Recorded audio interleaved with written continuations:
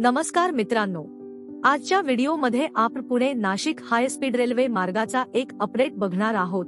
Pune Nashik high speed railway मार्ग हा एक महत्त्वाचा रेल्वे मार्ग असून बऱ्याच दिवसांपासून या बहुचर्चित रेल्वे मार्गाविषयी काही अपडेट समोर येत होता। या रेल्वे मार्गाच्या बाबतीत केंद्र सरकारने काही आक्षेप घेतल्यामुळे रेल्वे मार्गाचे काम काहीसे मंदावलेले होते। परंतु आता भारतीय रेल्वे बोर्डाने मान्यता दिलेल्या या Pune Nashik high speed railway मार्गासाठी भूसंपादनाला अखेर सुरुवात करण्यात आली आहे।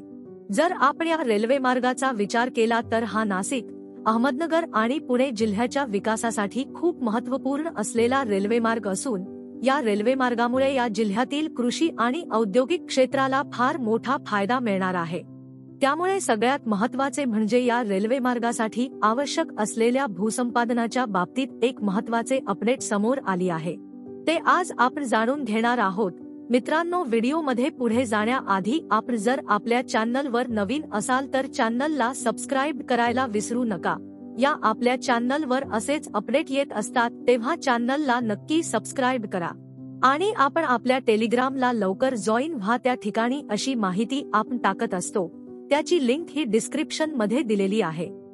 मित्रांनो, बहुचर्चित असलेल्या Pune Nashik high speed railway मार्गासाठी अखेर भूसंपादनाला सुरुवात करण्यात आली असून संगमनेर तालुक्यातील 26 गावांमधून साधारणपणे 70 किलोमीटर लांबीचा हा रेल्वे मार्ग जात असल्यामुळे सध्या संगमनेर तालुक्यातील 15 गावातील जमिनीचे मूल्यांकन जिल्हाधिकारी डॉक्टर राजेश भोसले यांनी मंजूर केल्यामुळे थेट खरेदी अंतर्गत 98 खरेदी खत देखील करण्यात आले आहेत।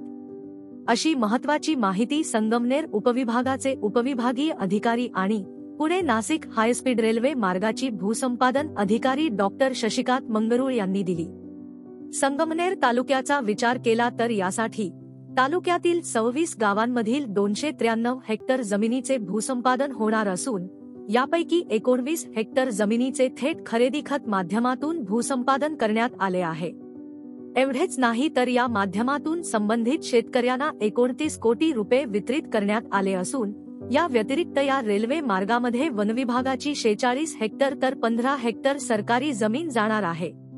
काही महिन्यांपूर्वी देशातील पहिल्याच Pune Nashik semi high speed railway मार्गासाठी संगमनेर तालुक्यातील जो काही पठारी भाग आहे त्या ठिकाणच्या जमिनीची मोजणीची प्रक्रिया पूर्ण करण्यात आली होती। परंतु प्रत्यक्षात मात्र आवश्यक जमिनीचे मोजमाप व त्यांचे मूल्य निश्चितीकरण झाल्यानंतर पुणे तसेच अहमदनगर व नाशिक या जिल्ह्यातून जाणाऱ्या या रेल्वे मार्गासाठी अखेर भूसंपादन सुरू करण्यात आले आहे। मित्रांनो, या रेल्वे मार्गाची एकूण लांबी 235 किलोमीटर असून या माध्यमातून पुणे, अहमदनगर तसेच नाशिक जिल्ह्यांमधील कनेक्टिव्हिटी वाढणार असून 230 किलोमीटर प्रति तास वेग असलेल्या या रेल्वेचा वेग हा 250 किलोमीटर पर्यंत वाढवता येणार आहे। विशेष म्हणजे यामुळे आता पुणे ते नाशिक हे अंतर अवघ्या 1.25 तासात कापता येणे शक्य होणार आहे। पुणे ते नाशिक दरम्यान या सेमी हाय स्पीड रेल्वे मार्गात 24 स्टेशन, 18 बोगदे आणि 41 उड्डाणपूल व 128 भुयारी मार्ग प्रस्तावित आहेत।